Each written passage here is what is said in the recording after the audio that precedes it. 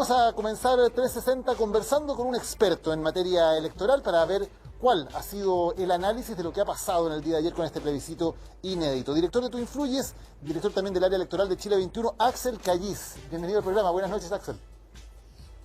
Buenas noches, Daniel. ¿Cómo están? Bien, Axel, lo que pasó ayer evidentemente es inédito en muchos aspectos. ¿Qué es lo más relevante a tu juicio de lo que ocurrió en el plebiscito del 25 de octubre?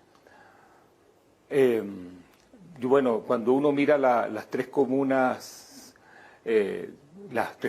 metropolitanas, porque está Colchane y la Antártica, uno se da cuenta que volvió al viejo y tradicional voto de clase, ese que se hablaba en los años 60, en los años 70, de que unos votaban básicamente por sus intereses más básicos, su posición, su riqueza, y el resto del pueblo, el Estado llano, trataba de votar de acuerdo a la esperanza. Yo diría que eso es muy, muy fuerte, mirar este casi feudalismo que se produjo a partir de ayer, cómo se contrajo y tiene una expresión gráfica esas tres comunas. Yo diría que eso es muy llamativo desde el punto de vista electoral porque incluso ni la elección de Sebastián Piñera produjo tanta concentración de una sola opción en un territorio tan pequeño. Yo diría que segundo elemento que me ha llamado mucho la atención es la participación en comunas populares de mucha gente, la subida de electores, el aumento de participación en comunas relevantes que venían muy a la baja, y eso nos habla de un fenómeno social. Es decir, que de la zona, de la región metropolitana al norte, Puente Alto, La Pintana, comunas que básicamente no participaban en elecciones municipales y un poquito más en las presidenciales, hayan salido a votar y hayan acortado la brecha entre Vitacura, Las Condes versus Puente Alto, La Pintana, Lo Espejo, San Ramón, o comunas esencialmente populares, golpeadas, y sobre todo donde han habido muchas expresiones de manifestaciones y violencia. Eso a mí me llama mucho la atención. Y el tercer aspecto es que en las tres capitales regionales donde se votaba en cuarentena aumentó la votación. Arica, Puerto Montt y Punta Arenas, tres comunas confinadas que están en la etapa primogénita de la pandemia, hayan salido a votar y hayan aumentado sus votaciones. Todo el mundo está hablando también de la participación de los jóvenes, eso está por verse, los jóvenes venían participando un poquito más, pero tenemos que empezar a ver las mesas. Aparentemente entraron a votar los jóvenes o se ausentaron los mayores, entonces tenemos que ver todavía, es un poco prematuro para afirmar con categoría esa constatación. Déjame quedarme en el segundo punto que tú planteas, que es muy interesante, esta alza muy masiva de la participación en comunas populares de Santiago, que eran las que tradicionalmente tenían menos participación, comunas como La Pintana, Puente Alto, Renca, entre otras. ¿A qué lo atribuyes que gente que estaba autoexcluida del sistema electoral, digamos que no se había motivado para ir a votar en ninguna elección con voto voluntario, sí se motivó ayer? ¿Qué cambió en esos sectores populares específicamente? A ver, yo creo que ha habido un proceso de politización de un mundo popular que ha sentido, y yo diría que la pandemia sacudió y está sacudiendo muy fuertemente a esas comunas. Yo también diría que la movilización social ha sido mucho más expresiva en esas comunas también. Y por lo tanto ha aumentado el capital cultural, político de ciertas organizaciones, es decir, las ollas comunes, las asambleas territoriales. Se ha rehecho de una u otra forma el tejido social que había estado ausente en los últimos 10 años, y eso ha sido fruto de la pandemia y del estallido social. Han convivido tres tipos de jóvenes, por llamarlo de una forma tal vez un poco gruesa. Están los jóvenes que votan y se organizan, está el joven que dice yo no voto, me organizo, y está el joven que ni vota ni organiza, y entre esos tres grupos de jóvenes se ha armado una dinámica que tiene que ver con la calle o el camino constitucional, y eso está ocurriendo hoy en Chile. Es decir, de una u otra forma, la pandemia aceleró la recomposición del tejido social en muchas de esas comunas. Axel, y eso nos lleva a una pregunta que nos venimos haciendo desde octubre del año pasado.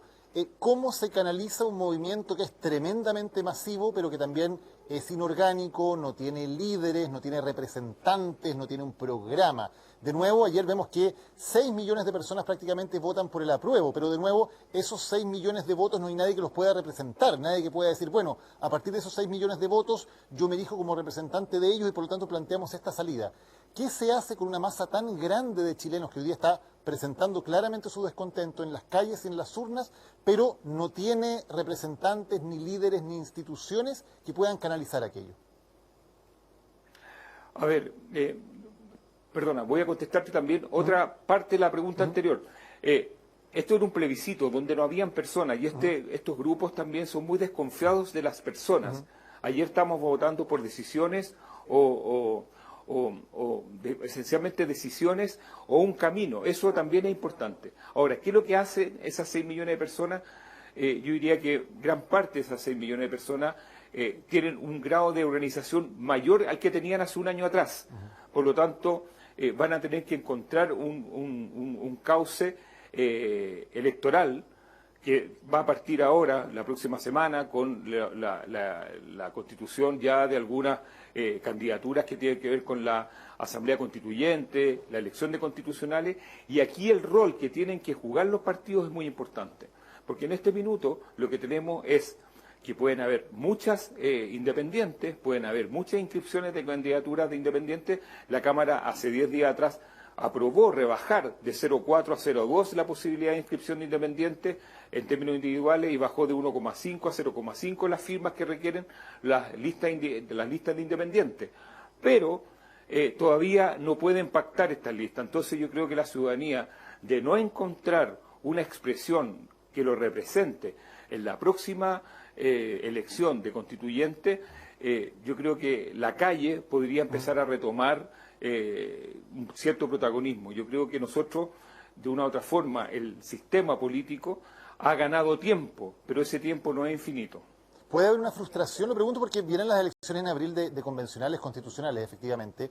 Pero claro, el sistema electoral es el mismo de la elección de los diputados. Son los partidos los que controlan esas redes electorales. Es muy difícil que un independiente, salvo que sea muy conocido, ¿no?, sin mayor financiamiento, etcétera, puede hacer campaña en distritos que además son enormes, representan muchas comunas, pueden tener decenas o cientos de miles de electores. Entonces, parece muy difícil que los independientes por sí mismos, salvo que sean personas muy conocidas a nivel nacional, puedan de alguna manera ganarle a los partidos que tienen las redes, que saben cómo hacer campaña, que tienen los alcaldes, que tienen los territorios. Entonces, ¿podríamos terminar nuevamente en una especie de Congreso 2.0 redactando la Constitución? Tal cual están las cosas hoy, sí. Es muy probable que suceda eso, porque yo diría que la gran diferencia que tienen los partidos con el mundo independiente es que los partidos pueden pactar, por lo tanto pueden generar mejores condiciones para aprovechar el sistema electoral. Yo diría que si la clase política quiere hacer un gesto al mundo independiente, quiere hacer un gesto a la ciudadanía, tiene que ofrecer una cancha pareja, es decir, permitir que los independientes, que tienen distintas causas, que tienen distintas intenciones, que albergan una diversidad de expresiones, puedan pactar entre ellos y generar listas que puedan competir de igual a igual con los partidos políticos. Si ese primer paso, que es la elección de constituyente, se transforma en una frustración, yo diría que la calle nuevamente puede empezar a retomar un cierto protagonismo. Y otra pregunta, Axel, es cómo trabajaría esta convención, ¿no? Porque no está claro, por ejemplo, qué formas de participación de la ciudadanía va a haber, más allá de elegir a los convencionales, por cierto, de qué manera se va a garantizar que efectivamente haya un ida y vuelta permanente, que la gente sienta que está siendo permanentemente escuchada y siendo parte de esas conversaciones, más allá de simplemente votar por alguien. ¿Hay mecanismos para que eso pueda resultar, para que la gente sienta que es parte de todo el proceso y no solamente de elegir a alguien y un año después ir a ver cuál fue el resultado?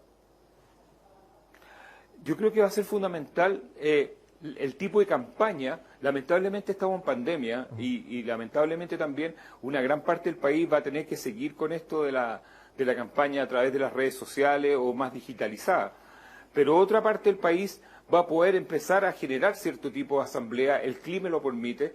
Yo diría que va a depender de los candidatos. Si los candidatos tienen cierta raigambre territorial, van a poder darle continuidad a llamémosle, a la asamblea constituyente propiamente tal en términos de sesiones. Va a depender del tipo de constituyentes que sean electos, pero yo diría que los que tengan expresiones territoriales van a continuar durante todo el 2021, y de hecho yo ya lo he escuchado en muchas partes que dicen, bueno, ¿cómo empezamos a organizarnos ahora? No solamente para elegir, sino que para empezar a jerarquizar, ver, profundizar cuáles son los temas que queremos llevar, no solamente como barrio, sino que como comuna.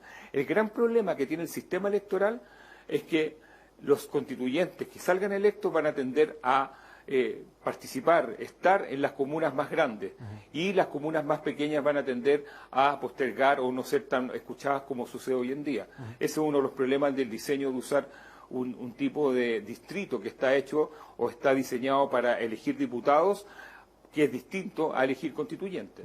Axel, se ha hablado mucho en el último año de la polarización de la sociedad chilena. ¿Cuál es tu impresión al respecto? ¿Qué tan polarizados estamos en la sociedad chilena y qué tanta división hay para los ciudadanos comunes, ¿no? Entre las izquierdas y la derecha en Chile?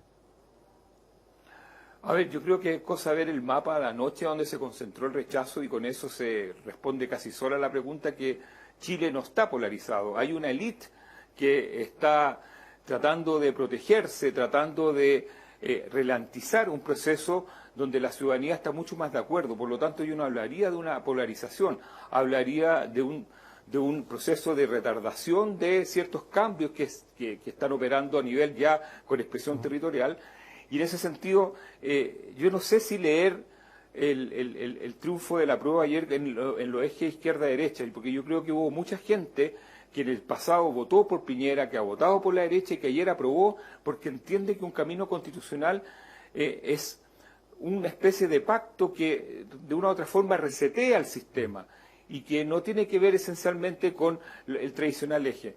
Entonces yo diría que lo vería como en una expresión mucho más de la contradicción entre pueblo y élite. Así como el plebiscito del 88 se enfrentaba a la dictadura y la democracia, yo creo que el plebiscito que tuvimos ayer de una u otra forma enfrentaba a lo que es el pueblo con la élite.